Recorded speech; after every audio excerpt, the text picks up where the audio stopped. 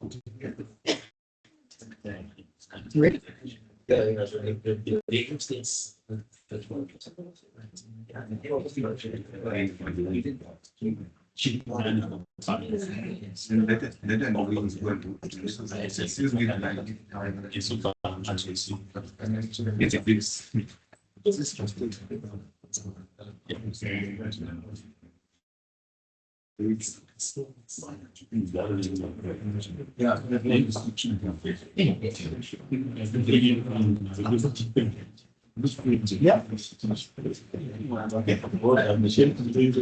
So I can start. Okay. Okay. Good afternoon, everybody, and sorry for the delay. Today we're going to look at emerging finance and investment opportunities for agriculture in Zimbabwe. Thank you to us that have also joined online. Today's discussion has been organized in response to growing member interest in financing mechanisms that go beyond conventional agricultural lending. We're particularly interested in new or emerging faculties that may help unlock investment into agribusiness, smallholder-linked value chains, climate-smart agriculture, and wider market development. We're pleased to have three presentations this afternoon: FSD Africa, REGEN-Africa, then iGravity with their ILF program, and the Investor Hosting Center. Each one brings a different perspective: blended finance through local financial institutions, impact-linked finance tied to verified outcomes, and investment readiness and investment linkage. The aim is not only to hear what these institutions are offering, but also to explore how MLA members might engage, what kinds of enterprise or value chains could be relevant, and what practical partnerships may be possible. We've got a tight program, which wasn't helped by our delay. So each presentation will be followed by a focused discussion. We encourage members to use the discussion time to ask practical questions, test the relevance to Zimbabwe of what is on offer, and identify possible entry points for follow-up. So first up is Chiedza, who will be representing FSD Africa. We'll have to do a self-introduction, Chiedza. It's perfectly fine. It's better for you. I need to give you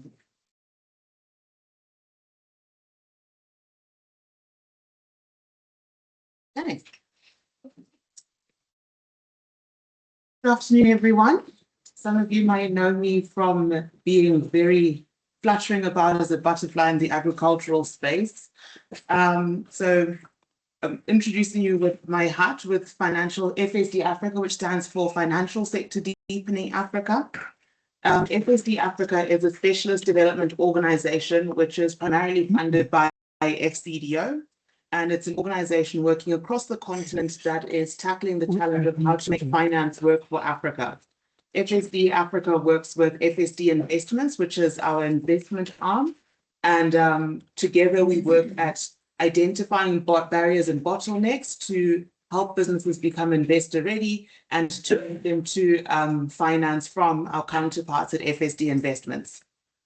So today I'm going to be going through a program that FSD Africa has been developing for the last few months, since January last year. And I'm learning that GCF proposals are not for the faint-hearted. But I'm excited to say that as of last week, Zimbabwe officially got a letter of no objection from our Ministry of Environment, Climate and Wildlife, which was a little bit nail-biting, but we have secured a position within this special program. So REGEN-Africa is a facility that's going to be focusing on promoting the adoption of regenerative agriculture and sustainable forestry. And we're just going to give you an overview of it. So I think everyone in this room knows the challenges. I think there are more seasoned veterans that understand the challenges that the agricultural sector face. And we're working with local financial institutions to explore how we can drive more of a transition to conservation agriculture, as well as sustainable forestry.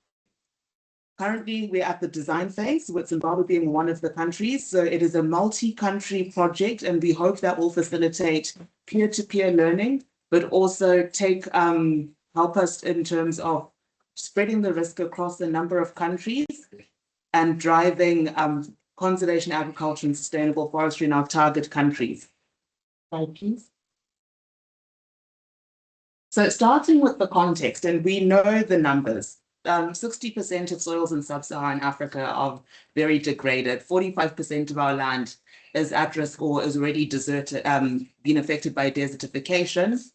And we are losing 3% of GDP per year because of some of the environmental stresses taking place of our agricultural sector. So this is money being lost at the table right now.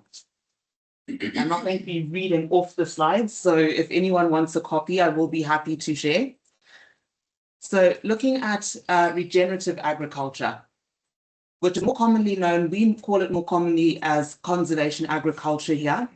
It's a practice, and we're talking about practices that are very familiar to you, such as minimum tillage, cover cropping, agroforestry, intercropping, and the idea isn't new, and especially for a country like Zimbabwe, we actually have a history where we have Fumvudza, a whole national government-backed initiative that has been pushing and promoting regenerative agricultural practices.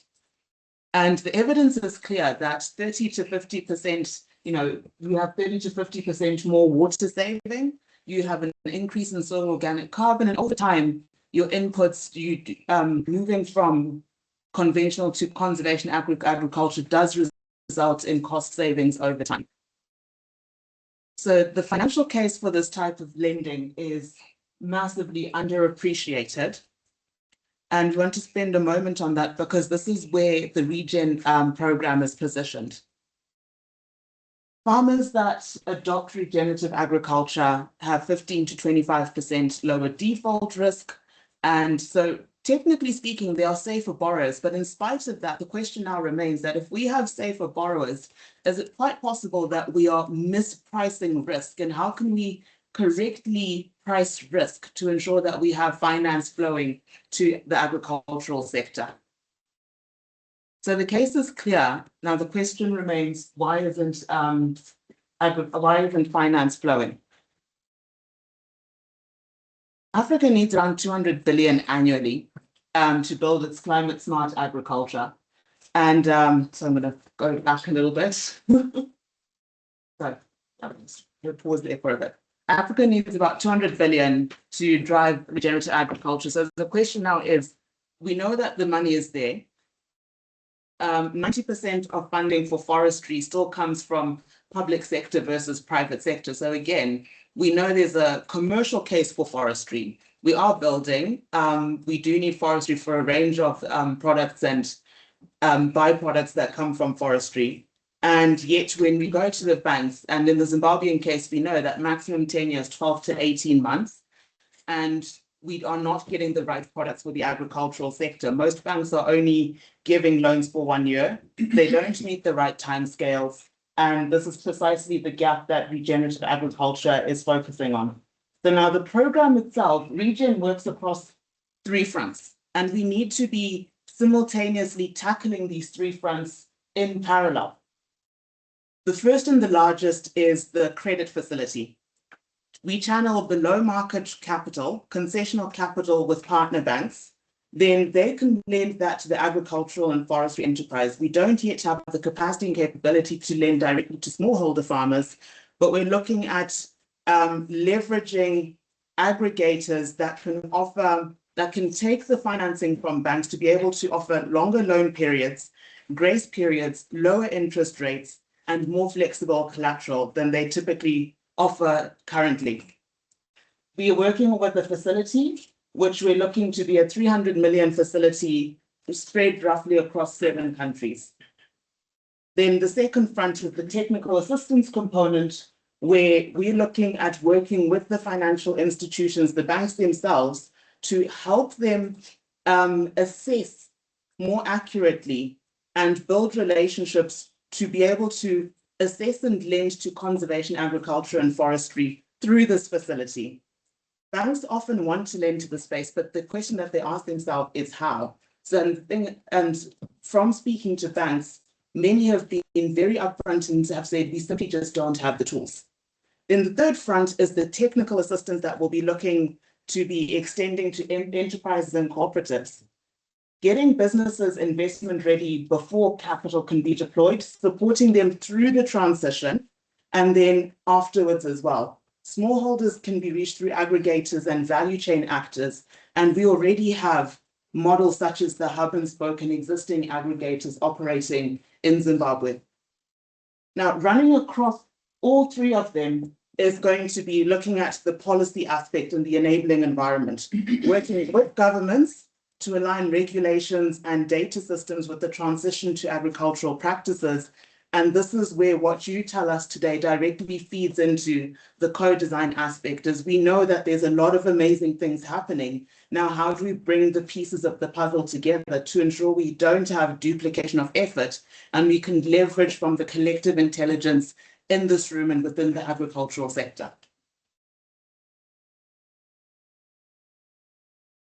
So looking at the pipeline program, this is where this is going to be of interest to you as the audience, and it's going to be immediately an immediate relevant component of the program that we are proposing.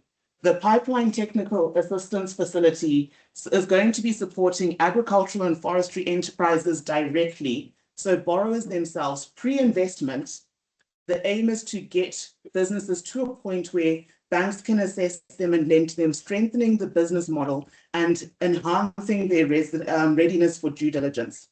Post-investment, the objective is to implement, support the implementation of the transition on the ground and improving operational performances. Then 2 strands worth highlighting are banks really lend to smallholders, and we know that it's been a burden on aggregators carrying the risk. So this is where we'd like to really look and really dig deep that how can we leverage this technical assistance to reduce the reporting burden, but ensure that we facilitate inclusive growth models. And through that, we're also looking at targeting women-led enterprises and cooperatives specifically. We know women represent over half of the agricultural sector, but lending to women isn't representative of the sector. Now, going on to the next slide. Bringing it to that one. Thank you, women. So going on to the next slide, bringing it down to Zimbabwe specifically, it is a multi-country project, but we are going in country by country. As we know, every single country has its own needs, its own priorities, its own nuances. And in the Zimbabwean case, we know that Zimbabwe has committed to reducing 40% of its emissions by 2030, and agriculture, forestry, and land use change is the priority sector and is the result drives 50% of greenhouse gas emissions in the country. So targeting agriculture and forestry is a very strategic way in helping support Zimbabwe to reduce its greenhouse gas emissions and meet its nationally determined contributions. Then we also know that we have a culture that has been nurtured, and we've reached a point where we're not building the case for conservation agriculture. We have working models.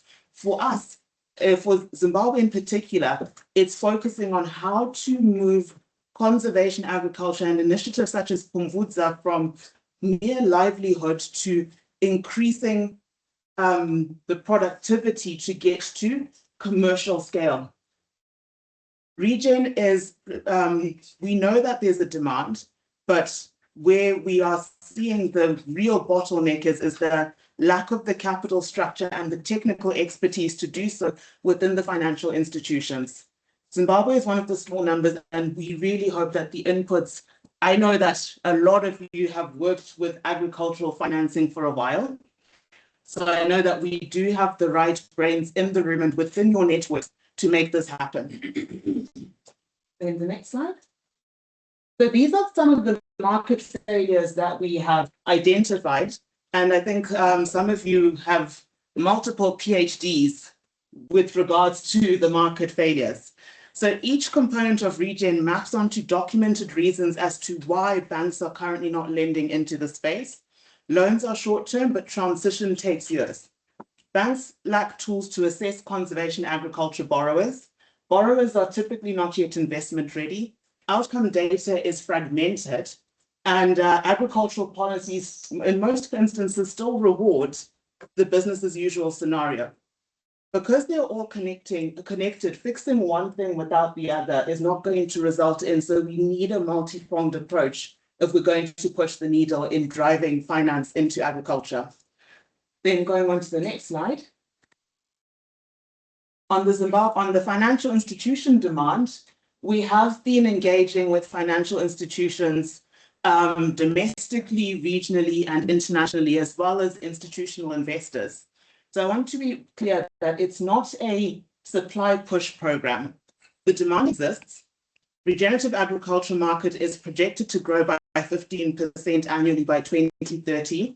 Certain buyers have made commitments to switch their procurement from produce that have grown through regenerative practices by 2030, 2050. So we are seeing that the market is moving towards this way. Consumers are starting to demand it. And 90% of countries, including Zimbabwe, already include agriculture, forestry, and land use within as priority sectors within their climate action plans. One of the banks that we're directly involved with have pretty much said we want to direct resources to agriculture, but we just don't have the tools to do so. And this is where we really hope that through co-design, we can address the multiple market failures and have a success story. So the closing remark is we are seeking your feedback. We are seeking feedback from not just the financial institutions, but the aggregators, the value chain players, organizations that have tackled this monolith of a challenge. And you can reach out to myself. You can take pictures of the emails of my colleague Stephen from FSD Investments, Dorothy Maseki, FSD Africa. I'm also around, but we would love to really start the discussion that we started on this road. We know we don't have all the answers, but would like to really drive co-creation. And we know through aggregating collective action, we can collective intelligence, we can do that. So ladies and gentlemen, thank you very much.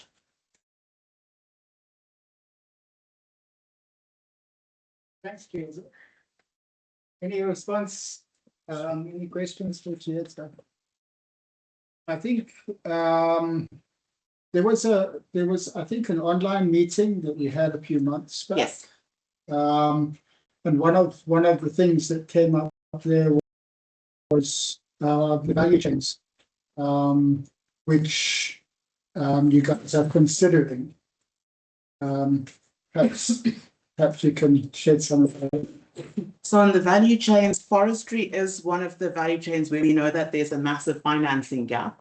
So we have had more discussions with specific companies on what their funding requirements are, where the gaps are. Then on the commodities front, we know that if we continue where we're going to keep seeing yield reductions with maize. So maize is a very strong one, but now it's identifying which aggregator can support with maize. We're also looking at value chains that have established markets. It's just easier to do that. At this stage, it's not yet a greenfield investment program. It's more so looking for operational organizations that are supporting regenerative practices, are wanting to switch to regenerative practices, are sourcing from smallholder farmers. So I know that there are some value chains. Some people in the room have been working with sesame seeds, have been working with herbs, have been working with, so it's still building, and the pipeline we get is going to dictate the value chain that we end up ultimately investing in. So if anyone is looking to expand, then this would be a nice time to engage with us so we can say, okay, how is your business model looking? You know, are you deploying certain practices or switching or intend to switch to certain practices? So this is where we've got Zimbabwe as part of this. We now need the market players to also be proactive and say, I want to be a part of this. So we build the pipeline. If there is no pipeline, then we're part of a program, but we will, like a lot of other initiatives, not get anything. Okay, thank you. James. Jessica, how do you define forestry, and can you give us an example of that? I mean, are you talking about plantations or? So for sustainable forestry plantations, yes. So we're working with C4 ICRAF to, and some of the IFC guidelines that they have, and the sustainable forestry certification, so that we can get more certified forestry products out. An example? I mean, just, could it be a citrus orchard? Is that a forest or? It could feed under agroforestry. I think for citrus, it's with the current chemical usage, it'll be interesting to see that is it possible for some value chains, it's going to be very difficult to switch to regenerative practices. Sure, yeah. So with the chemical and spray regimes in citrus, maybe with biologicals, it could be something to explore. Okay. Hi. How are you going to monitor the impacts of the regen? This is where we're also looking for implementing partners. Domestically, there are some organizations doing very interesting work in terms of using earth observation with ground truthing.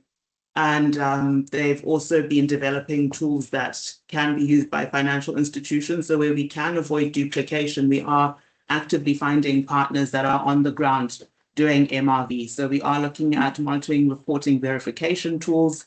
In some countries, certain governments have made their soil testing laboratories available, and their research organizations, they've made introductions.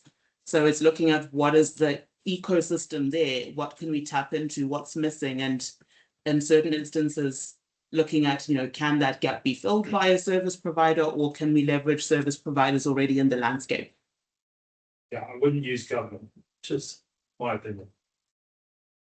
I agree on the earth observation side. Alex, you had something? Yeah, thank you.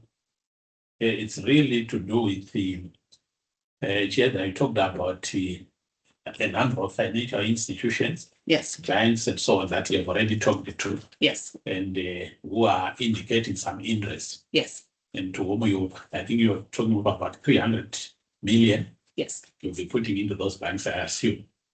Depending on the pipeline that can be identified. So Yes, that's assuming the pipeline comes and then you do that. In return, what will the banks be bringing in return to that 300 million from you? Why this is critical for me is we have had it so many times before. We are coming with this facility.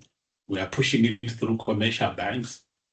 And the thinking, of course, I mean, the logic is sound and solid. They are thinking that's a way of trying to push for systemic market change within those commercial banks. yes, But the reality on the ground quite often is, of course, they will not say no. They want the money, and invariably it's cheap money. So they will take it. But the day FCDO, FSD says, guys, we've done our part, things back to square one. So that's always one of my biggest concerns, and an answered question on some of these issues, yes. So I think for something like the REGEN facility, FSD Africa has been doing quite a few work, and I'm with the nature and adaptation team. And one of the things they've been doing has been TNFD piloting, which is Task Force for Nature-Related Financial Disclosures. So when we're looking at investment, it's all about risk management. A lot of our businesses have been focusing on foreign currency exchange risk, foreign currency risk, country risk. A lot of our businesses don't actually know what their scope 1, scope 2, scope 3 emissions are.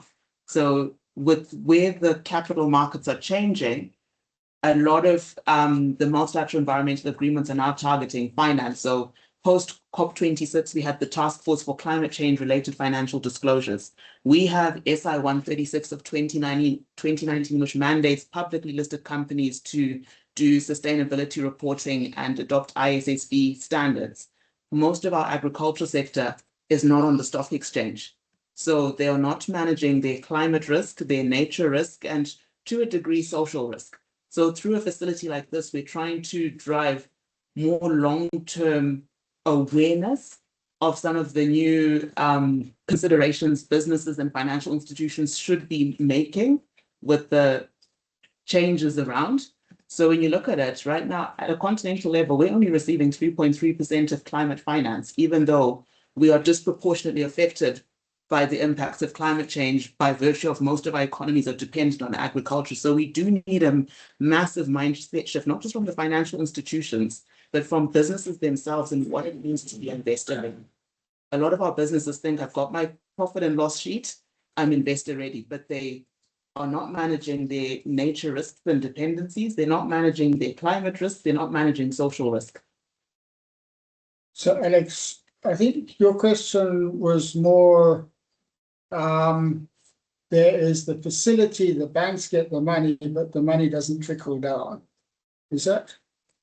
No, I'm looking more at the sustainability aspect. Yeah. Yeah, to say, and for me, one of the quick easy ways of checking commitment and sustainability is if I come into a bank and say, we are putting 30 million for you to focus specifically on lending to this sector.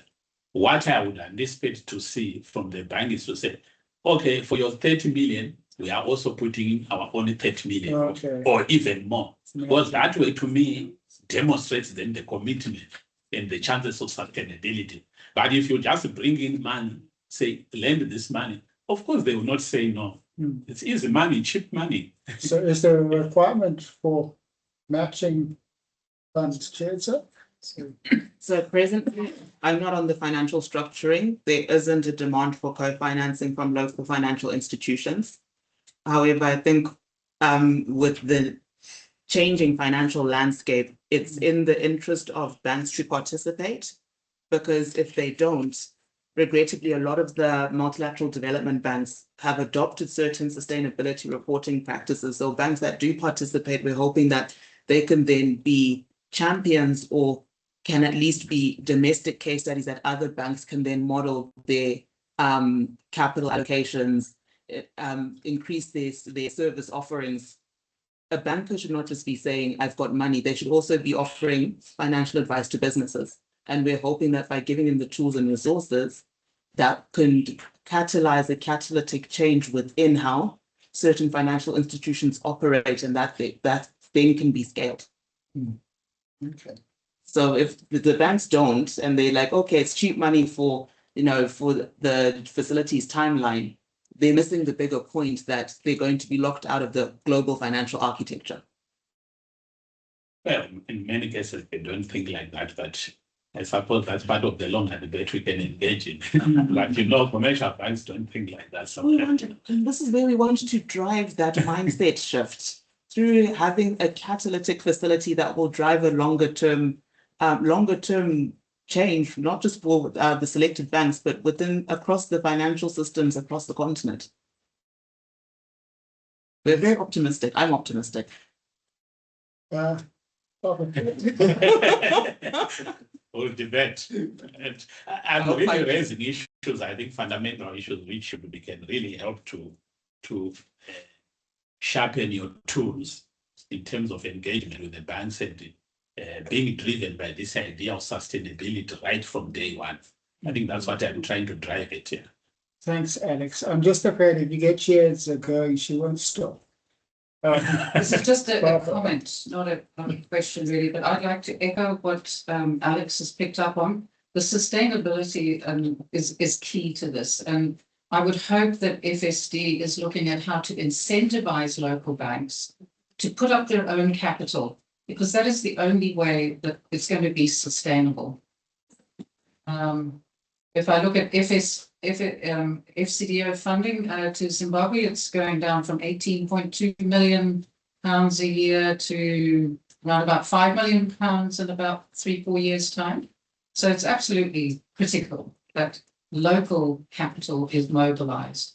And looking at the barriers to why banks are not putting up their own capital for, into the financial sector, I think it's critical. And I think Alex is spot on there in terms of what the key issue is. Thanks, Barbara. Is that Elliot? Yes, thank you so much, Michael. Thanks so much, Chieza. Coming closer home, Chieza. Did I hear you correctly when you said for Zimbabwe, you're looking at options of scaling up the Mvudza? Scaling up of Mvudza. Conservation agriculture and Mvudza, yes. So that is what is there for Zimbabwe. For Zimbabwe, we already have we've already embraced conservation agriculture at a national level versus other countries where it's a newer concept. So both we do know, like at Art Farm, they've been interesting things with the regenerative plots. We do know that this facility cannot finance tobacco, but we do have some regenerative agriculture focused tobacco, or maybe it's one farm, but point is we've got case studies. So we're not converting the farmers. Farmers want to. Now we're saying, how do we scale something that's already been adopted by the market or embraced? So you're looking at probably expanding to commercial farmers, aggregators, and finding how to bring in, smallholders so that we can access smallholders through aggregators and basically the hub and spoke model. I think let's draw a line under there. We've got more presentations. Chieza, thank you. Thanks to FSD. I will be here to again, so I'll love to continue the discussion. Sure. Cool. I think iGravity is up next. Online, yeah. Video. Yes, hello. Can you hear me? Yes, we can hear you. Wonderful. Good afternoon. And I think just checking, my colleague Michael is here as well.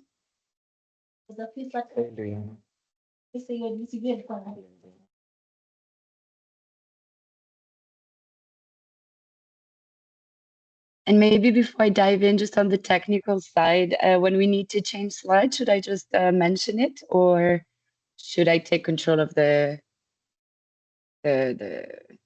sharing to share the slide? You can share and then manage the slide from that side. Sounds good. So, I see them already actually, so it should be fine.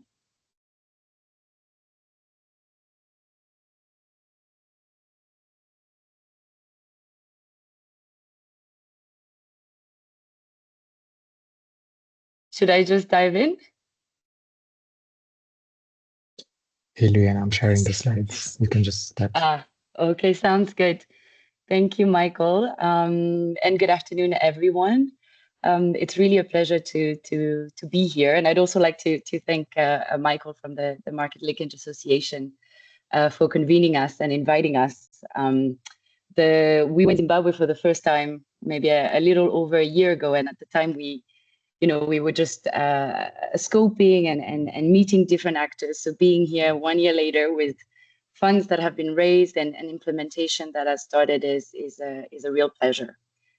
So my name is Luiana Temba. I'm the facility manager of the Impact Linked Fund for Eastern and Southern Africa. And over the next few minutes or so, I want to give you a clear sense of who we are and what we do, and maybe most importantly today, how Zimbabwe fits into our plans and how we see this community or maybe some of the people in the room playing a role in what we're building. And I'm joined by my colleague, Michael Kema, who will share how we are thinking about systemic engagement in the market. But let me just start from the beginning. First of all, Michael and I work for a company called iGravity. We are an impact investment management and advisory firm. We were founded in 2017 and we're headquartered in Zurich. But today, the majority of our work and people are in sub-Saharan Africa. Michael and myself are in the Nairobi office. We also have an office in Kampala, and we have a presence in Milan, and we opened an office in Colombia last year. And we have two main areas of work. So we have the advisory side. Here we help development, philanthropic, but also private organizations design innovative finance structures and also impact measurement systems. And on the investment side, we manage different funds that target SMEs in emerging markets. And you can see some of the partners that we've worked with throughout the years at the bottom of the slide. But the fund that Michael and I are here to present today, again, the Impact Link Fund for Eastern and Southern Africa, but in short, it's ILF ESA, sits on the investment side. And exactly, that's what we'll dive into. Maybe we can go to the next slide. Thank you. So again, I'll be very brief here, but this slide kind of shows all the funds that we currently manage at iGravity across different sectors, but also geographies. They all focus on different thematics or sectors, from agriculture, but also healthcare, clean energy, education, and so on. They all have in common to focus on SMEs and with ticket sizes ranging from about 250,000 to $1 million USD. ILF ESA sits in the first column under the Impact Linked Finance Fund. Can we go to the next one, please? Thank you. So let me start with a little bit of context. Why does this matter, and what are some of the challenges, at least, that we're trying to address?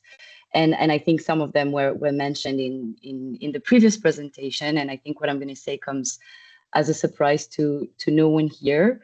But the financial and non-financial needs of SMEs on the continent are huge and are widely unmet. The financing gap for SMEs in sub-Saharan Africa is over $300 billion, and only about maybe 12% of global impact investment reaches the continent. About 40% of small businesses in Africa say that the lack of finance is their single biggest constraint to growth. But it's not just about the volume of capital that's missing. It's also about the type. Most financing available to SMEs today either requires collateral that they don't have or comes with grant conditions that don't fit how business actually grow. The enterprises that we work with are not just charities. They're companies, creating real economic, social, environmental value. They create jobs, reducing emissions, feeding communities, or giving rural household access to clean energy and so on. But that value is not really being priced into their financing, and we think it should be. And on the other side, we also have development funding becoming more and more scarce. Aid budgets are under pressure globally. Philanthropic capital is limited too. And development actors in this context increasingly, recognize that SMEs are central to reaching the sustainable development goals, but the tools that they have were not designed for direct private sector engagement. And yes, they do provide some grants to SMEs directly, but they tend to function more as I would say, a recognition than a real growth tool. So kind of a one-off injection with limited structure around how the company actually uses it to scale, and limited mechanisms to ensure the impact holds once the money is spent. And this is what ILF ESA was set up to tackle. We can go to the next slide, please. So the fund itself is a not-for-profit facility that was designed to bridge this financing gap for high-impact growth stage SMEs. By growth stage, I mean companies that are already operating, already generating some revenue, but need the right kind of support to deepen and scale their impact as well as their business. Our priority sectors also include sustainable agriculture and forestry, but we're also looking at renewable energy, nature-based solutions as well, so honey, alternatives to charcoal, wild fruits, and so on, waste management and circularity, as well as nutrition. And we specifically focus on enterprises that work with underserved communities, smallholder farmers, off-grid households, informal value chains, just to name a few. So how does it work exactly? Let me maybe take you through the mechanics. Maybe the next slide will help. So what we do is that we leverage funding from development organizations and philanthropic partners.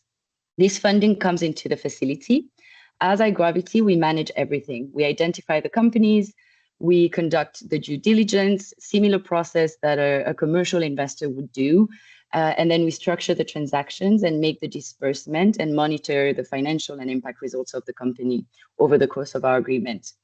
That funding, again, goes directly to the SMEs, and we do it through two main instruments. So impact-linked finance is kind of a toolbox that includes different instruments. We use two, but we are testing new ones. So first of all, when a company is approved for our financing after the due diligence, we sit down with their leadership and we work through a simple question. As this business grows over the next, say, 2 to 3 years, where can it go deeper on impact? Which communities can it reach that it's not already reaching today? Which practices can it shift? And then out of these conversations, we built 2 or 3 concrete measurable goals that, of course, the companies agrees to. And then we tie the financing to that. So the first instrument, we call it a SINC, which is short for social impact incentive. Here we tie payments directly to these impact goals. So for every, say, unit of verified impact delivered, the company receives additional revenue once a year for about 3 years, on top of what it's earning commercially. So the better the impact, the higher the results, the higher the payment we provide them. And nothing is disbursed, and this is really important, until an independent third party has reviewed the data and confirmed what was actually achieved every single year. So that's for the first instrument. The second one, we call it impact-linked loan. So we do the same co-design process for impact goals, but instead of tying an additional payment, here we reward the company annually with an adjustment of the interest rate. So the loan is disbursed upfront, and every year the results achieved on the impact KPI is verified. The higher the impact achieved, the more we reduce the interest rate of that loan. So 2 instruments, different structure, but the same logic. Impact becomes a source of financial value and not just a compliance cost. So I know this may seem a bit abstract, at least for those who've never worked with this instrument. So let me try and bring it to life with a real example. A company that has just completed a full sync cycle with us in Kenya. We can shift to the next slide, please. So first, let me give you some context. So what you see on the map on the left in dark orange is Kenya's arid and semi-arid lands. We call them ASAL counties, and they cover about 80% of the country's land, and they are home to about 1/3 of the population of Kenya. And farmers there face some of the hardest conditions on the continent, erratic rainfall, extreme droughts, food insecurity, and really a chronic lack of access to quality, affordable agricultural inputs. And on top of that, it's estimated that maybe anywhere between 20 and 30% of all the inputs that are sold in those counties are fake.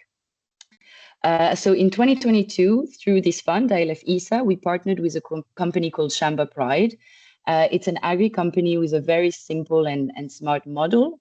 So what they do is that they negotiate directly with inputs manufacturers. So they cut out the middleman and they distribute these inputs through a network of agro dealers. They call them digi shops, and that's what you can see in the picture in the middle. So, you know, think of it as a franchise model for agri inputs. And back then, when we met in 2022, the company was already growing. You know, it had raised some investment, but they were really struggling to be connected to investors, and also to talk their language, if I may. And here is also the problem that you know, we learn. The company was mainly, and that we also see often, the company was mainly serving farmers in easy to reach areas, so not the ASAL counties that I was mentioning earlier, but you know, what's in green and white on the map. Because when a company faces challenges to fundraise, they don't go where they're always most needed. They go where the returns are faster. So the commercial logic pulls away companies like Shamba Pride towards you know, areas in Kenya, such as Western and Central Kenya, where population density is larger, infrastructure is better, and farmers are much easier to reach. But remember, the ASAL counties in the north are about a third of Kenya's population. So the needs there are huge, you know, despite population density being low. And this is exactly the type of gaps that impacting finance is designed to fill. So after, you know, a successful due diligence, we entered a 3-year sync agreement with Shamba Pride. Actually, we can go to the next slide, please. It has some of the results. So this agreement was worth about $250,000 in total. And we co-designed with their leadership team 3 KPIs. And again, co-creation process, nothing was imposed. The first objective was that the company would open new DG shops in these ASAL counties. The target was for them to open 106 new shops over 3 years. They opened over 150. The second objective that we had set was to increase the share of these DG shops offering climate smart seeds, you know, drought resistant varieties like sorghum or green gram, which are far better suited to the conditions in northern Kenya than conventional maize. After 3 years, over 70% of the shops in these counties were stocking them. And the final thing that our finance was tied to was to increase the share of organic inputs the company would sell. And these started at essentially 0. And today, after over 3 years, it's nearly half of Shamba Pride's total input revenue. And at the end of the sync cycle, and even with no more payments, you know, from the facility to them, the company told us that they're shifting to a majority organic model entirely. So in this example, we can see that the sync influenced their business strategy, not just their number. And also importantly, on the investment side, so again, they had raised about, before we entered the agreement, they had raised you know, shy of $250,000 in commercial capital over multiple years. In the 2 years that followed, they raised nearly 1.5 million. And I'm not saying that we can take full credit for all of that, not at all, but the CEO did, you know, share that. We did ask, you know, in what way did our agreement or funding contribute to that?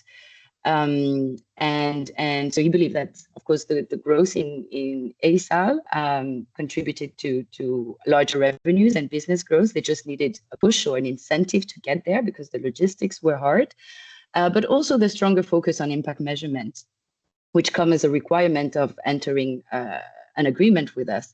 This gave them kind of credible and verified story to tell, and that unlocked commercial capital that they needed, especially from impact investors. So this is what we're trying to create with every transaction. The impact-linked finance deepens the impact, improves the cash flow, third-party verification builds the credibility, and the credibility hopefully attracts the private investment. Maybe shifting to the next slide, please. To talk a little bit about where we are today. And I know my example was from Kenya and not Zimbabwe, but basically after 15 transactions in Uganda, Kenya, and Tanzania, we have deployed there over $4 million to SMEs, and now we're growing. And this is where Zimbabwe comes in. We are entering Zimbabwe, Zambia, and Mozambique this year alone. And I want to say this clearly, Zimbabwe is a market we're genuinely excited about. We're not coming here with a vague intention. We already have 2 companies selected and in the due diligence stage. And across Zimbabwe, Mozambique, and Tanzania combined, this year alone, we're on track to fundraise double what we've dispersed so far. So we're also actively building our pipeline here. We're looking for SMEs in the sectors that I mentioned earlier, but we don't just want to come to Zimbabwe and deploy capital in isolation, right? We want to understand the market properly, and we want to engage the people who know it best. So I'll just pause here and hand over to Michael, who will expand on that, and then we'll be happy to take any questions or feedback. Thanks, Liana. So I think, as Liana mentioned, we've had multiple iterations of the impact-linked fund for Eastern and Southern Africa, and now in this third window, we're looking to move beyond individual transactions and try to identify strategies where we can share best practices that are coming out of these transactions, where we can collaborate with more system actors, so that the impact we're generating is sustainable, is sustained through kind of organic methods within the markets we operate in. Therefore, similar organizations to Market Linkage Association, entrepreneur support organizations, funders that support early to growth stage enterprises, all fall within this specific strategy. And what the slides indicate is the process which we're looking to take to kind of diffuse these learnings within the market. So first of all, we're tapping into existing collaborations, communities of practice, etc., to share information on ILF, share pipeline, share learnings, co-finance where possible, and just expand the visibility of our mechanisms and influence in the market. Secondly, we believe that while we operate at the micro level, true impact will only be achieved once the macro conditions are enabling, and enterprises that exist outside our transactions can also benefit from a more stable ecosystem. So where possible, we're engaging with relevant government and large national and global institutions, such as a Global Climate Fund, in influencing them and advising them in methods, or helping them move towards methods that fit the characteristics of local enterprises in the regions we operate in. And lastly, we hope that doing these different types, or implementing these different types of strategies, we can increase the utilization of ILF impact-linked financing instruments, but also other innovative mechanisms that are emerging from kind of like-minded financiers that are operating in Zimbabwe and across neighboring countries. And this is concretely captured in our scaling ambition. So by 2030, we aim to have deployed $50 million. I think to date, we've been able to deploy $10 million, and Zimbabwe is critical to this scaling ambition. And so, right now, we're looking at the physical scale in terms of geography and just penetration across the region, but we're also looking to expand when it comes to thematic outreach and seeing how can we sharpen our engagement with the enterprises providing climate resilience, mitigation, or adaptation. And within that, that means supporting agri-based models. And secondly, how do you ensure that we are bringing the, evidence of the impact that these enterprises are generating, and utilizing that evidence to also attract other sources of capital, or utilizing this track record that we generate with our partners as credibility that enterprises can utilize to go and raise capital from more commercial lenders. So that said, I think I'm going to open up the floor to discussions. Where we have already started work in Zimbabwe. We have one transaction underway with a company called Landforce. I think some of you might be aware of it. It's a women-led renewable energy company.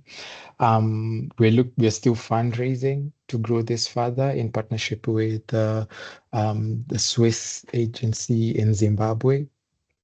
But just to reiterate, Zimbabwe remains quite a priority geography, and we would value your input when it comes to any thoughts, which suitable SMEs exist that might benefit from this financing, whether they're individual SMEs, aggregators, etc., but actors within the agri space, if there are value chains that you feel are ready for investment through some of the instruments that Liana mentioned. Also, system actor connections, I think, impact investment and broader SME financing tends to be constrained by fragmentation. So we're very much interested in participating in existing forum or facilitating where possible opportunities to connect and exchange and just use that to advocate for learnings. So I'm going to pause at this point to get reactions from the audience on this. Well, thank you, Liana and Michael from iGravity. Are we able to show that last slide? There are a number of questions posed by iGravity, which Zimbabwean SMEs or aggregators could be strong fits for impact-linked finance. Which agricultural or food system value chains should we prioritize? Which other actors should we connect with to share learnings, co-finance, build pipeline, and advocate together? What TA would enterprises need to attract capital or enhance sustainability? And what system barriers should we consider when engaging enterprises? Any responses in the room to any of those questions? Barbara, I'm sure you have a thought or two. I don't know. The first thing that comes to my mind is to select a value chain that sits within a generally functional ecosystem wherever possible, because you're mitigating your risks right from the start, if possible. Yeah, the other questions are a bit more complicated, but that's the thing that comes to mind readily. Thank you. Any other contributions?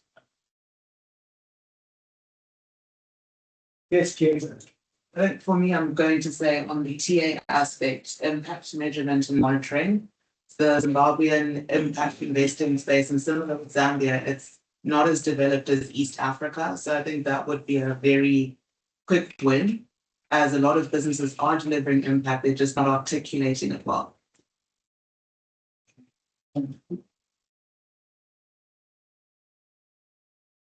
And sorry, can I jump in? Maybe just a reaction to that last part. Thank you. Please go ahead. Oh yeah, thank you. And yeah, again, as it's written, and maybe I didn't mention it earlier, but we do have a technical assistance envelope. We typically provide it to every company that enters an agreement with us. And these can be used in different ways. Typically, it is to support impact measurement and management. Like you mentioned, I mean, all the SMEs that we work with generate impact. They just don't know how to articulate it, which also puts them at a disadvantage when it comes to talking to impact investors. But it can also be used in other areas, right? Impact and business are very interlinked. So we're really open to support that as well. We don't typically provide the technical assistance ourselves, so we are looking for providers. So again, we would love to be connected, or if you have any recommendations on that. Our tier programs will probably start for these first companies we've selected early next year, or even maybe before the end of the year. Cool. Thanks, Fiona. I think let's draw a line under that. Just a big thank you to iGravity, also to SDC who made this linkage, which resulted in today's presentation. So thank you very much. Thank you very much again for hosting us. Thanks, Fiona. Thank you, Michael. Before we move on, maybe we can just do a round of introductions, self-introductions, name and organization, so we know who's in the room. We can start with you, Chiesa, and then move to Benny. Hello everyone, Chiesa, FSD Africa. Afternoon. Good afternoon. My name is Ben. I'm from Investor Hosting Center. And next to speak. Yeah. Okay. Good afternoon, Mark Benson, consultant to World Vision. Good afternoon, Alex Mgoa, team leader for the Markets and Seed Assets Project. NASA. Good afternoon. My name is Masimbanya Maningi, country coordinator of SwissAid, not STC. Thank you. Good afternoon, Rodney from AK team. Good afternoon. I'm Onismas Chufude, with the Department of Research, Ministry of Agriculture. Good afternoon. I'm Melody Chikono, Investor Hosting Center. Good afternoon, everyone. I'm Iman Suko, Netherlands Embassy. Hi, everyone. Barbara Victoria, independent consultant working in the area of access to finance. Good afternoon, everyone. I'm Sunil PC Profits. Greetings, everyone. I am Johnston Chakonda from Tanzania. Good afternoon. I'm Michele Fabro from Chesapeake. Good afternoon. I'm Elliot from Unity. Good afternoon. I am Edson Magesa from Rainbow Insurance Brokers. Afternoon. I'm Godfrey from ZADT. Hello everyone. I'm Philippa from ZADT. And fortunately, Ingesta from ZADT. Afternoon, everyone. I'm Norman from Common Missionary and Technology. Good afternoon, I'm Alexia from the Women's Bank. Good afternoon, I'm Barbara from the Women's Bank. Good afternoon, I'm Ben from Cropnut Zambia. I am James Carnegie, independent agribusiness consultant. Good afternoon, I'm Bileti Mufunda from Business Development Department in the Ministry of Agriculture. Good afternoon. Minister of Agriculture. Good. Thank you, everyone. Great to have good representation from government as well as private and development sectors. I think next up is investor hosting. I think, Ben, you've got a short video that you want to play first. Yes. Before we get into. So thank you to the Netherlands Embassy for also making introductions to the investor, to IHC, in facilitating that. Tony, I'll just put up the video. Then we move to Facebook. Thank you.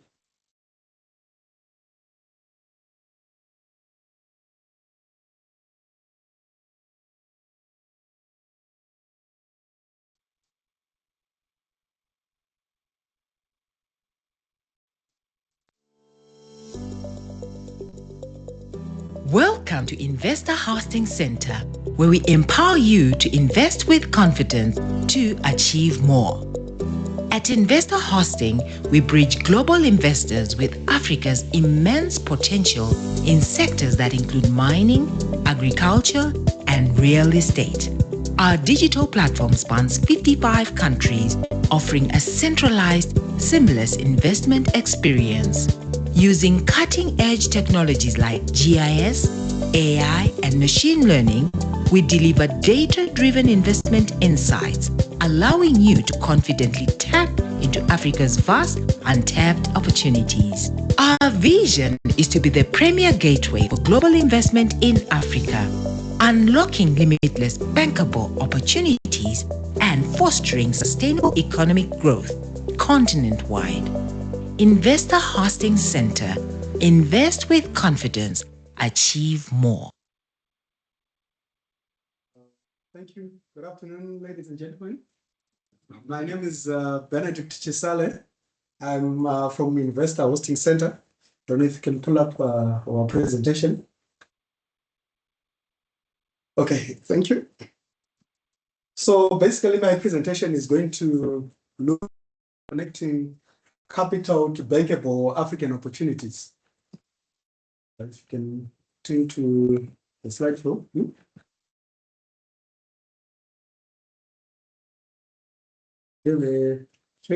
Okay, fine. So you can move on to the next slide. So basically, as a business, we are a digital investment facilitation platform, and we are headquartered in Mauritius, but our African office is based here in Harare.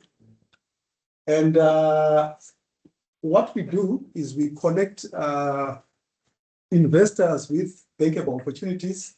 In our core sectors, we cover energy, mining, real estate, tourism, and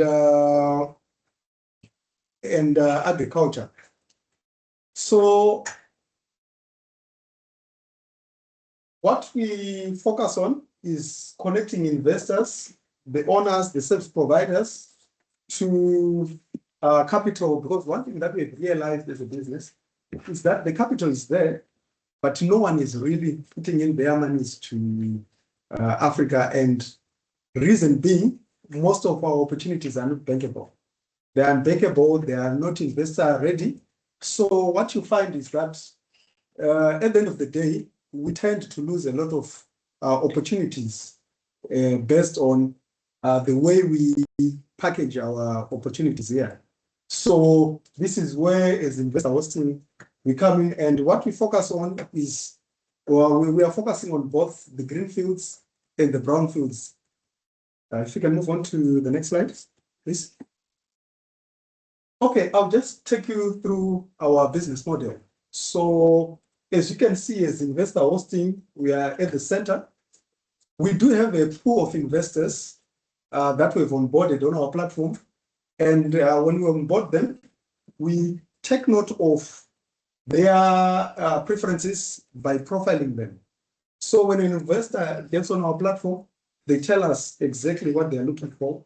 So we then go into the market and engage the opportunity owners on the far right there. And before we even present the opportunities to the investors, our job is to ensure that we do due diligence, the preliminary due diligence work.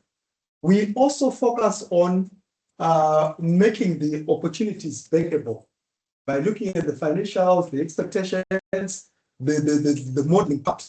That's also something that we work on. And then depending on the nature of project, like for agricultural projects, we may have to rope in some experts to give us the expert opinions. So here we also have your agronomist for mining opportunities. We have geologists. We also have financial people who can actually give an independent opinion. So those are already onboarded on our platform. And then once everything is in order, we then present the opportunities to the investors. And we also have a process, what we call matchmaking, where we pick now from the preferences that the investors have shared, we now identify projects that we can then forward to them. And then when an investor is interested in a project, we then arrange the traveling and facilitation by arranging the shuttle from the airport, the flights, taking them to the sites, assisting them with accommodation and everything to ensure that the investment journey becomes as smooth as possible. And if the investors are looking for any experts to confirm or to assist them with some due diligence, we already have them that we can also refer. And if they want to work with them, we can always make the necessary arrangements. So we provide an end-to-end service from the initiation part up to the closing of the deal. And we also have lawyers as well who actually assist if there are any need for conveyance or any legal arrangements that needs to be set up. If you can go to the next slide, please. Okay, so if you go on our platform, you'll find out that we've actually profiled what the investors are looking for depending on the sector. So if you go like for agriculture finance, these investors, they've got their specific expectations. For an example, they want to look at the financial viability, they want to look at the value chain proposition, the land, water resource, all those things. These are sort of a guide or a checklist that we provide to the opportunity owners or the farmers like yourselves to say, look, this is what the investors are looking for. If we cover this area, if we cover this, this is what really makes an opportunity bankable the moment we address the expectations from an investor point of view. And on the side, we have for energy, but I think based on the context of this group, we may not need to focus much on that. Next slide, please. Okay, so on our platform, we've onboarded about 181 investors. And some of them, we've got some from the Asia-centric. The types are institutional and corporate. And mostly they are focused on mining. They've been showing some great interest in mining. And then the Western-centric, they've been showing appetite in agriculture, be it primary agriculture or agro-processing. They are very interested in these kind of opportunities. We also have some from GCC and some around Africa. And locally, we have been engaging some pension funds, asset managers, corporates, and individual investors who are really looking for areas where they can invest their money in. And of special interest, we've got diasporans. People who have gone out for the past 20 years, 30 years, they want to come back home to retire. But you can imagine someone was involved in agriculture or, say, teaching. That's what they know. That's their industry. They want to come back home. And they cannot come in and invest in areas like mining, which they have no idea. So some of these diasporans, they may not have enough money to build a school, for example. Maybe to come up with a school, we are looking at a budget of maybe 1 million. And one person has got 100,000 or 50,000. So some of the opportunities that we've been seeing is that these Africans, they want to be able to aggregate where you can have 10, 20 people coming up together. They bring in the experts, their expertise from first world, then they invest here. Same as in agriculture, some and they are involved in very high-tech agriculture in the West or Asia. These people, they are very keen to come back home. So again, that's another special group of investors that we've been dealing with. Maybe just for you to have an appreciation of the opportunities that we have. If you go onto our website, investorhosting.com, you will find out that there is a list of opportunities that we have. And here on the list, we've got one in agriculture and some of these in mining. If we can move on to the next slide where I can just share a bit on the agriculture opportunities. As you can see, currently we've got 3 that we've looked at, we vetted, and the paperwork is in order. That's why we uploaded them. On our funnel, we still have some agricultural opportunities with missing innovation. So we cannot present those type of opportunities on our platform. And maybe of interest, we've got an opportunity in Lusape, which is sitting on 1,000 hectares. And it's a greenfield. these guys are looking for 60 million. What they've done is they've gone onto the market and identified some off-takers for their poultry business. And on the side, they intend to do a backward integration where they do their farming, they process the feed, they also do the hatching on the side. So this is quite a comprehensive project. We also have the Cicada project, the one for avocado, and this one is in Bonde Valley. It's for avocados and macadamia. We are also assisting them to look for investors on this particular project. And there's also another one for tomatoes. That's a horticulture project in Marirangwe. And it's sitting on 60 hectares. So if you've got projects, we can also upload them and assist the farmers in getting the investments that you definitely need. So if we go onto our platform, we have got a strong data room access where we categorize the information that we put in. Like for an example, we've got the company documents, we've got the financials. If you've got your financials, you need audited finances, we put them there. We are also looking for expert reports or competent reports. In your sector, we are looking at maybe agronomy reports. We've got some competent people who actually go into your farm and prepare those independent expert reports. And where applicable, we also upload the regulatory and compliance documents.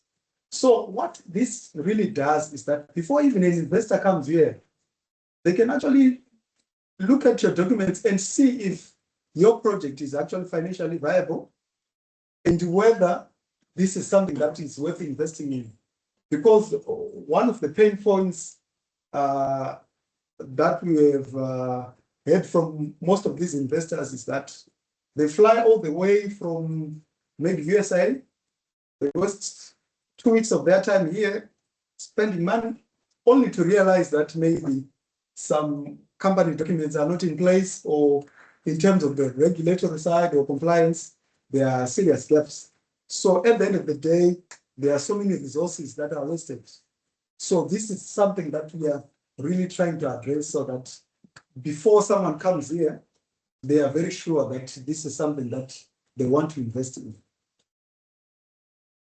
You can move on to the next slide. So why do we need to invest resources in agriculture? It's because, number one, it underpins food security, and it's also the backbone of Zimbabwe's economy.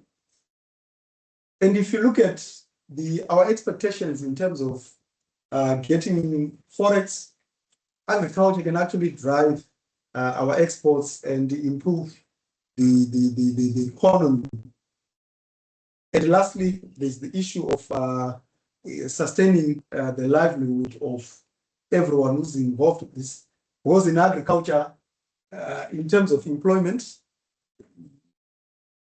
so many people are getting employed in the sector. So this is very key that there should be investments in agriculture. So the areas of interest that we've captured on our platform, most investors have indicated interest in crop and livestock production. And secondly, there are issues to do with agro-processing. Some are not in to do the primary agriculture, but rather they want to come in with the equipment so that they do agro-processing. And lastly, we've got cold chain logistics, where people are looking at, the investors are looking at a system where you can supply a cold chain from the site, maybe you are looking at export of flowers. They want to be able to supply the cold chain from the start up to the end where these products are actually exported.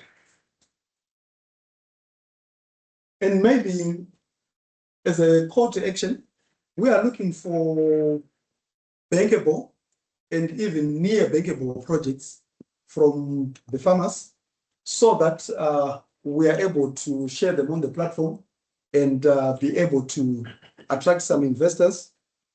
We are also as a business prepared to assist the farmers in preparing their projects, in making sure that these projects become investment ready.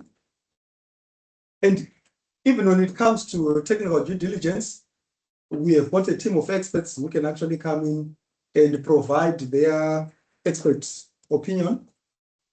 And we are also encouraging farmers to aggregate, because one of the issues we've also picked is that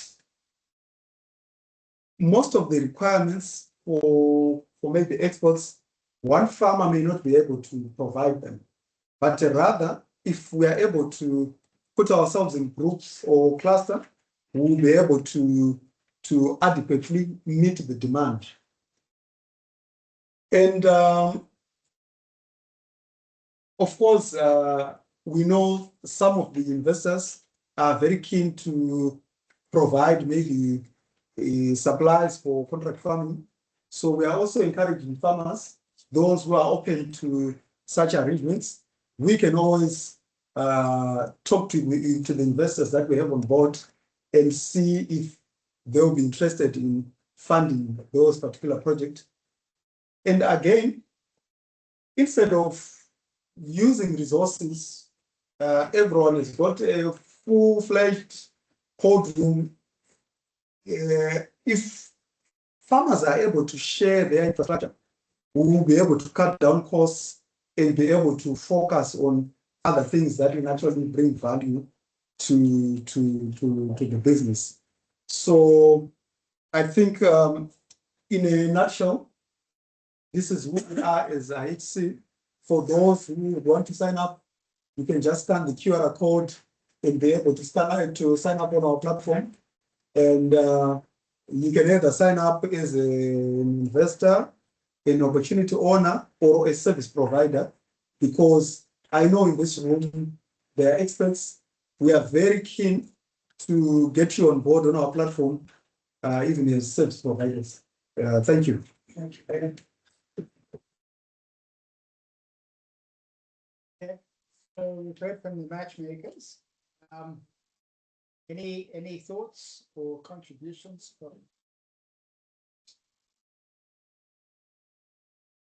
Sir? Okay, thank you, Mike, and thanks for the presentation. It was quite nice. But what I just wanted to establish is the onboarding structure and the costs. There's a lot of work that goes through, and it's upfront work before you get a proposal to get to the submission. How is this structured? Is it will be covered on success, or you have to now meet the bills and meet the fact when the decision is made on your proposal? I know it's going to be on a platform, but I think for those who sell cars, they can be on the platform for the next 10 years. But thank you for that question. So the question is coming from ZADT, Zimbabwe Agricultural Development Trust. Okay, so thank you, sir, for that question.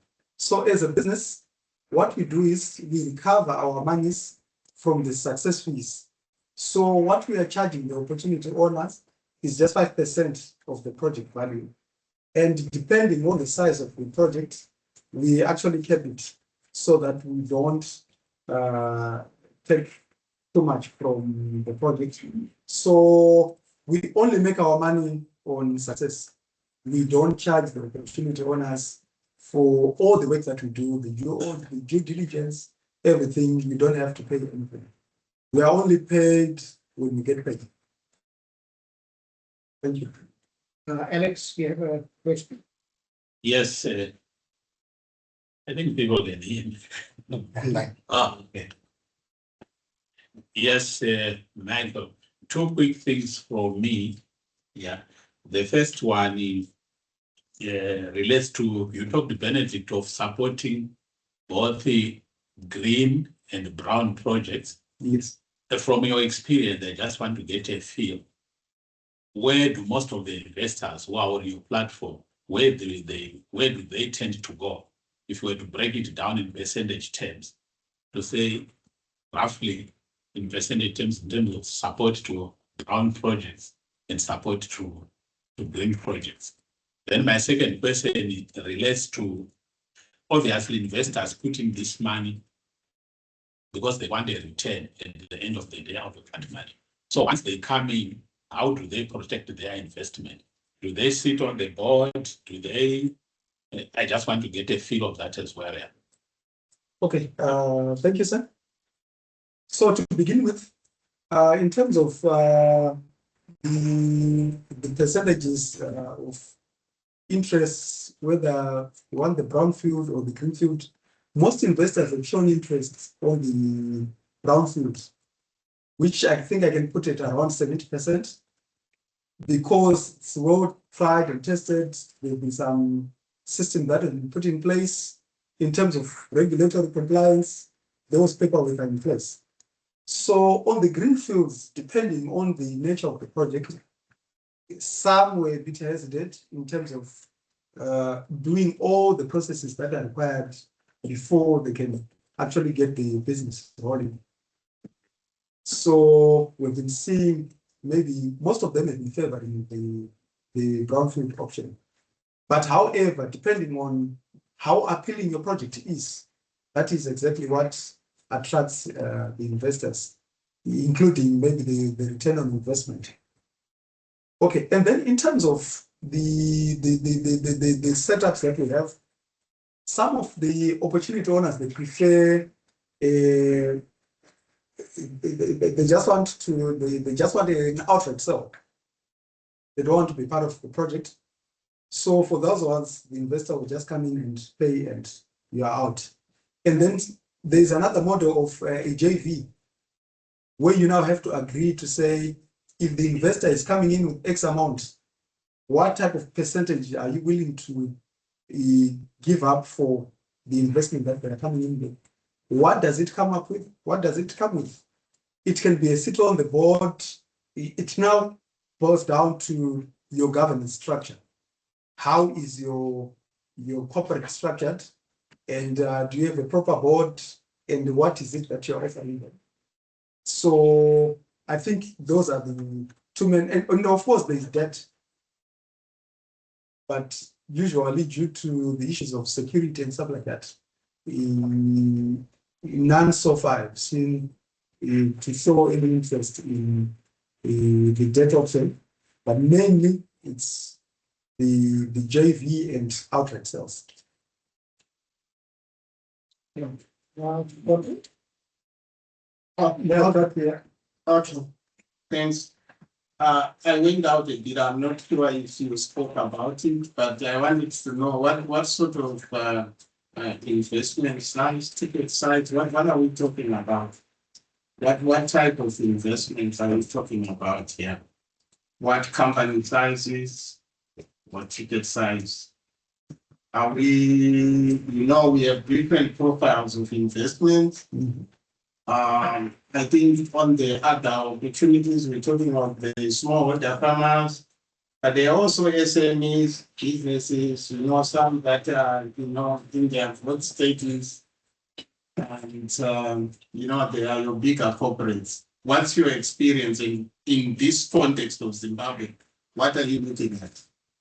Okay, so as a platform, our minimum ticket size is 50,000. And then it goes as high as 100 million, 200 millions. So one thing I can assure you is that these investors that we engage, they've got different preferences. Some will tell you that I want these small tickets I want quite a number of them. And just yesterday, we had a meeting with an investor who was saying, I want a minimum ticket size of 20 million. So we can't really give you to say they want smaller for the small guys or up. So what we've done as a platform is we've kept everything open so that if someone comes in and they say they are looking for something that is in the range of 1 million to 2 million, we simply put those that qualify. Thank you for the presentation. The question is not specifically for you, but maybe for the room. After listening to all the three presentations, and I'm thinking about the type of farmer, the type of SME that the majority in this room work with, they are still excluded from all the opportunities that have been presented. Very few, I think they want loans, micro loans, they are borrowing from their ISOs, they are paying 10-20% per month.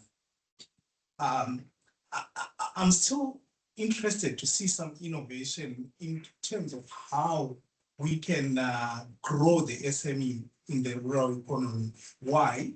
Our population is getting younger. We have a problem of youth unemployment, and it's going to grow. It's continuing to grow. If we are going to solve that problem, we need to create jobs. How are we going to create jobs? We need to grow these SMEs that are in the rural economy. And these guys are financially excluded. All these opportunities that have been presented, they need someone with a bank account.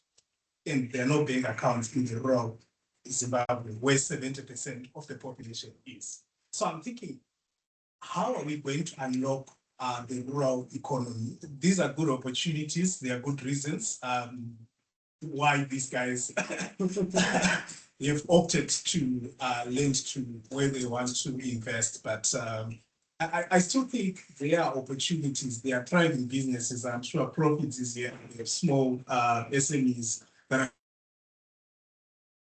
are chickens in their small rural economies supplying the restaurant. How do we grow these economies? We have farmers doing dairy. They're selling their milk at farm gate for $1. No packaging, no refrigeration. These are small businesses that I'm thinking, if we could matchmake with the diaspora, if I come from Dande, if I come from Gokwe, it's 500 that I can recover in 50 or maybe in a couple of months. I know there are challenges, but I'm thinking how best we can innovate to grow those SMEs. I think that's where the big opportunity is. It's challenging, yes, but I think, yeah, that's how we talked about women empowerment, women repaying back, but I'm not seeing the opportunities going to those women. How many women can have businesses that need 50,000? It's small loans that these guys need. Before he responds, maybe. Okay.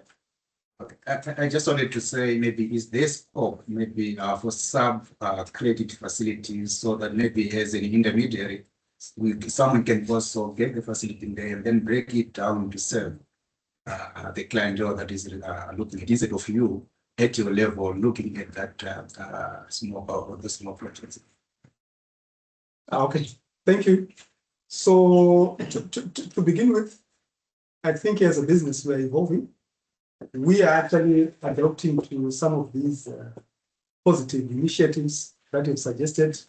And I think when we go back to the office, we'll sit down and see exactly how we can structure this.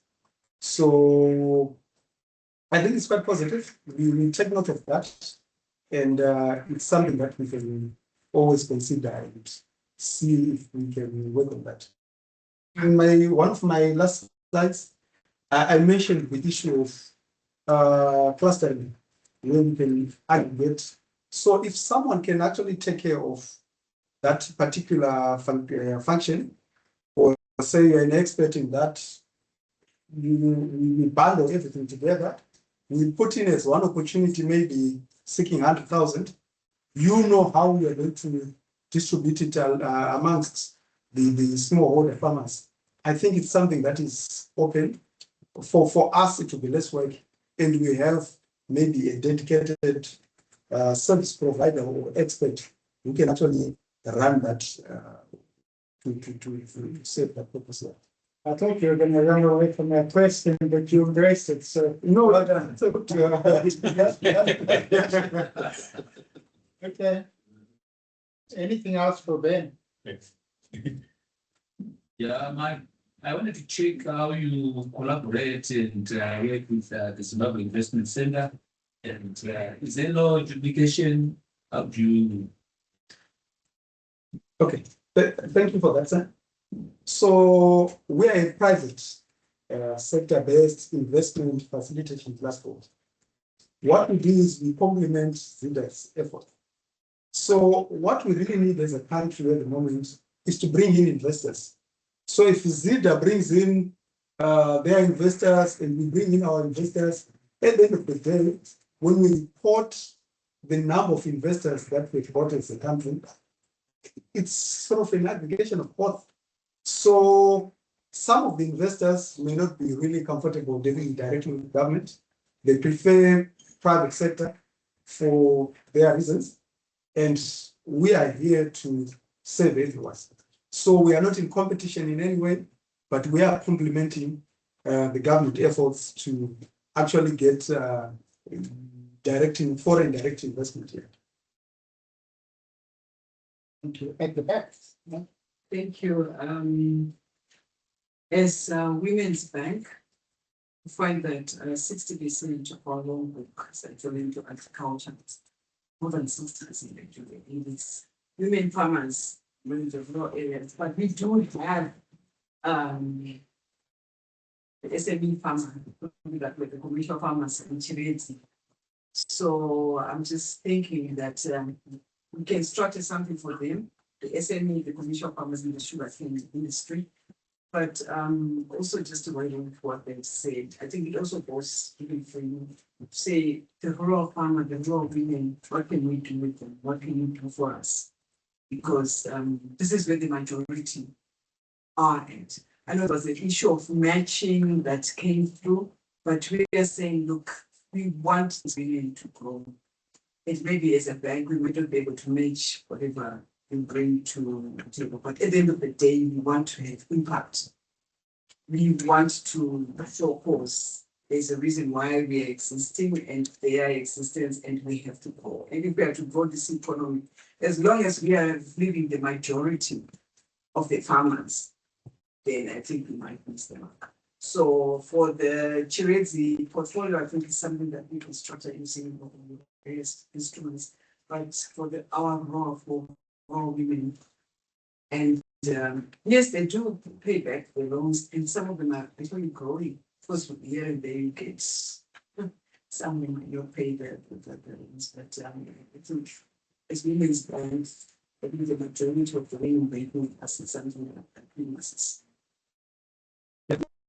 Yes. Thank you, ma'am. I think there is room for synergies. We are very much happy to partner with the bank and see how best we can actually serve those particular opportunities on the platform.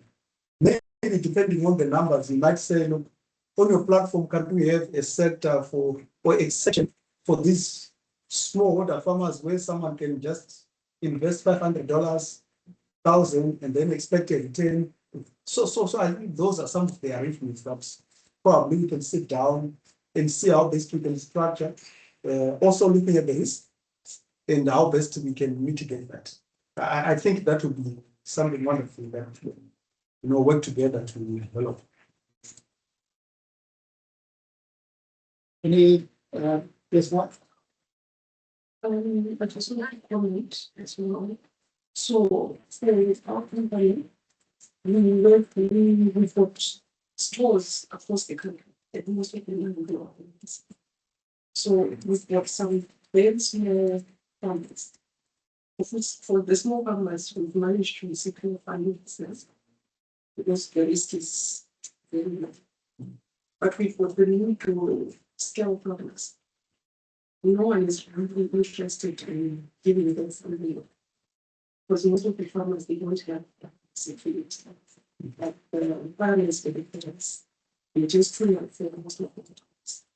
But with those funds, the ones that we've secured funding for, what we have noted is very repayment is very, there have been very few non-repayment loans. So I think if you can get funding for the medium skills for us. Yeah, so I think it's just a matter of how do we package that whole thing and who is going to take care of the risk and the daily or operational management of such a project. So for an example, if Profits knows very well that they've got these farmers and there are thousands of them, and only know we are looking for 300,000, we can actually profile to say Profits has got a cluster of these farmers and Profits will take care of everything. If it's debt, if it's private equity or however you structure this, we don't have any problems uploading that on our platform. But however, we have to make sure that the whole system is airtight and won't have challenges in terms of the investors raising their money. Because if you look at from what you've just said, locally we do have such capital from the pension funds and from some of the local investors. But they now need the assurance that they'll be able to get their money. Good. Any other comments, questions? Otherwise, thank you so much, Ben. Thank you. And to Investor Hosting Center, thanks very much. I'll take this as I think that brings us to the end of this forum. Next month, I'm hoping to turn to the seed industry. The background there is at our senior management executive meeting last week. There was a bit of discussion, controversy around the seed industry, which I hope to bring out in a full forum. But not only that, also to have a look at where the sector is headed. We hear of GMO, we hear of other technologies. Where might Zimbabwe be at the seed sector in 20 years' time? So we're hoping to pull that out next month. So just thank you very much. Thank you to our three presenters today, FSD, iGravity, I don't know if they're still online, Liana and Michael, and to Ben, it's IHC. Thank you, everyone.